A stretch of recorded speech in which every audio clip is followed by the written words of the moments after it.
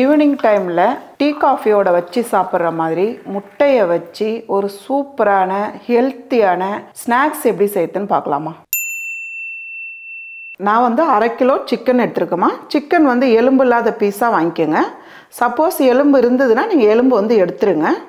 1/2 kilo chicken வாங்கி நல்லா கழுவிட்டு கொஞ்சமாக மஞ்சத்தூள் லைட்டாக உப்பு சேர்த்து நல்லா வேக வச்சு வடிகட்டி இதை போல் எடுத்துக்கோங்க. இப்போ சிக்கன் வந்து நல்லா பிச்சு போட்டுக்கலாம். பீஸாக பொடியாக பிச்சு போட்டுருங்க. நீங்கள் குக்கரில் வச்சாலே போதும், 2 விசில் தான், ஈஸியாக வெந்துடும். இதை போல் எல்லா சிக்கனும் நல்லா பிச்சு போட்டுருங்க. இப்போ ஒரு மிக்ஸி ஜார் வச்சுக்கலாம். நான் வந்து 2 முட்டை எடுத்து மிக்ஸி ஜாரில் சேர்த்துடலாம். இது கூடவே கொஞ்சமாக மிளகுத்தூள் சேர்த்துக்கலாம். உப்பு ரொம்ப கம்மியாக சேர்த்துக்குங்க. கூடவே 1 டேபிள் ஸ்பூன் அளவுக்கு கார்ன்ஃப்ளவர் மாவு. இப்போ இதெல்லாம் சேர்த்து நல்லா அரைச்சி எடுத்துக்கோங்கம்மா. இப்போ ஒரு பேன் வச்சுக்கலாமா. பேன் சூடானதும் 2 ஸ்பூன் அளவுக்கு எண்ணெய் சேர்த்துக்கலாம். பாருங்கள், எண்ணெய் சூடானதும் கொஞ்சமாக ஜீரகம் சேர்த்துக்கலாம். கூடவே பொடியை நறுக்குன்னு 2 பெரிய வெங்காயம் இதையும் சேர்த்துக்கலாம்.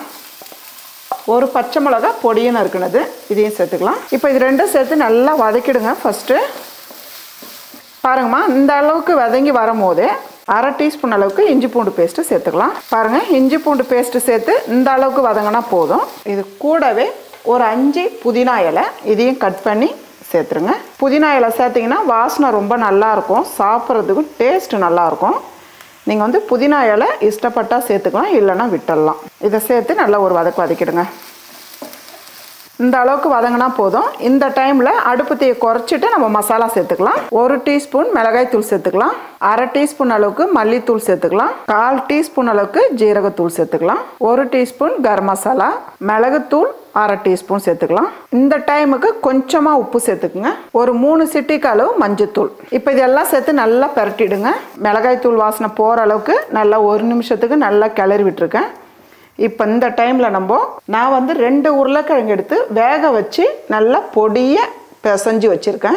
இந்த அளவுக்கு நல்லா பொடியாக ஆக்கிடுங்க. நல்லா மாவாக பிசைஞ்சு வச்சுடுங்க. இப்போ இந்த உருளைக்கிழங்கை நம்ம சேர்த்துக்கலாம். வேக வைக்கிறது நல்லா வேக வச்சு தோல் எடுத்து நல்லா பிசைஞ்சு வச்சுடுங்கம்மா. இப்போ நம்ம வேக வச்சு நல்லா பிச்சு போட்டு வச்சுருக்க சிக்கன், உங்களுக்கு வந்து எவ்வளோ சிக்கன் தேவையோ நீங்கள் அதுக்கேற்ற மாதிரி சேர்த்துக்கலாம். சிக்கன் நிறையவே சேர்த்துக்கலாம் உங்களுக்கு தேவைப்பட்டால், இல்லைன்னா ரொம்ப கம்மியாக கூட சேர்த்துக்கலாம். சிக்கன் சேர்த்துட்டு இந்த டைமில் கொஞ்சம் உப்பு சேர்த்துக்குங்க. நம்ம வந்து ஏற்கனவே சிக்கன் வேக வைக்கிறதுக்கு கொஞ்சம் உப்பு சேர்த்துருக்கோம், மசாலாலையும் கொஞ்சம் உப்பு சேர்த்துருக்கோம், பார்த்து சேர்த்துக்குங்க. இது கூடவே உங்களுக்கு காரம் தேவைப்பட்டால் கொஞ்சமாக மிளகுத்தூள், கூடவே பொடியை நறுக்குன கொத்தமல்லி இதையும் சேர்த்துடலாம். இப்போ இதெல்லாம் சேர்த்து நல்லா கலந்து விட்டுருங்க. சிக்கன் சேர்த்து நல்லா 1 நிமிஷத்துக்கு 2 நிமிஷத்துக்கு அப்படியே கலந்து விட்டுகிட்டே இருங்க. மசாலா ஃபுல்லாக சிக்கனில் நல்லா பிடிக்கணும். இந்த டைமில் வந்து உங்களுக்கு உப்பு செக் பண்ணிக்கலாம். உப்பு இல்லைன்னா நீங்கள் உப்பு போட்டுக்கலாம். காரம் செக் பண்ணிவிட்டு, காரம் இல்லைன்னா நீங்கள் வந்து பெப்பர் சேர்த்துக்கலாம். மிளகாய்த்தூள் சேர்க்காதீங்க. இந்த டைமில் மிளகாய்த்தூள் சேர்த்துட்டிங்கன்னா மிளகாய்த்தூள் வாசனை வரும். இது கூடவே 1/2 லெமன் ஜூஸ் சேர்த்துக்கலாம். கொட்டை லெமன் பிழிஞ்சிட்டு எடுத்துக்கோங்க. லெமன் ஜூஸ் சேர்த்து நல்லா கலந்து விட்டுருங்க. அவ்வளோதான். ஸ்டவ் ஆஃப் பண்ணிவிட்டு கொஞ்ச நேரம் நல்லா ஆறட்டமா. நான் வந்து 6 முட்டை எடுத்து வேக வச்சு தோல் எடுத்து வச்சுருக்கேம்மா. இதை போல் வேக வச்சு தோல் எடுத்து வச்சுருங்க. ஒரு பவுலில் நம்ம அரைச்சி வச்சுருக்க முட்டையை சேர்த்துடலாம். இப்போ ஒரு முட்டையாக எடுத்து இந்த மைதாவில் அப்படியே பிரட்டி எடுத்துக்குங்க. அப்போ தான் வந்து நமக்கு மசாலா வந்து நல்லா ஒட்டும், அதனால தான். இதே போல் மைதாவில் எல்லா முட்டையும் பிரட்டி எடுத்து வச்சுங்கம்மா.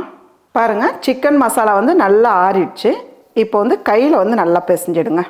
மசாலா வந்து இவ்வளோ எடுத்துக்குங்கம்மா. இப்போ வந்து மசாலாவை முட்டை மேலே இப்படி வச்சுடுங்க. ஒரு பக்கம் வச்சு நல்லா அழுத்தி விட்டுருங்க. நம்ம எடுத்துருக்க மசாலா வந்து ஒரு பக்கத்துக்கு தான் வரும். இந்த அளவுக்கு நல்லா ப்ரெஸ் பண்ணிவிடுங்க. இப்போ அடுத்த பக்கம் சுற்றி எல்லா பக்கமும் நல்லா கவர் பண்ணிவிடுங்கம்மா. இதை போல் நல்லா ரோல் பண்ணிவிடுங்க.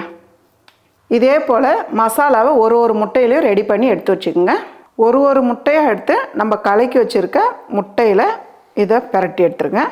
கார்ன்ஃப்ளெக்ஸ் சேர்த்து பொடி பண்ணி வச்சுருக்கேன். இல்லைனா வந்து நீங்கள் பிரெட் தூள் கூட வாங்கி இதை போல் வச்சுக்கலாம். இப்போ இப்படி வச்சுட்டு இப்படி பிரட்டிடுங்க. நல்லா ஒட்டிக்கும். எல்லா பக்கமும் பிரட்டிடுங்க.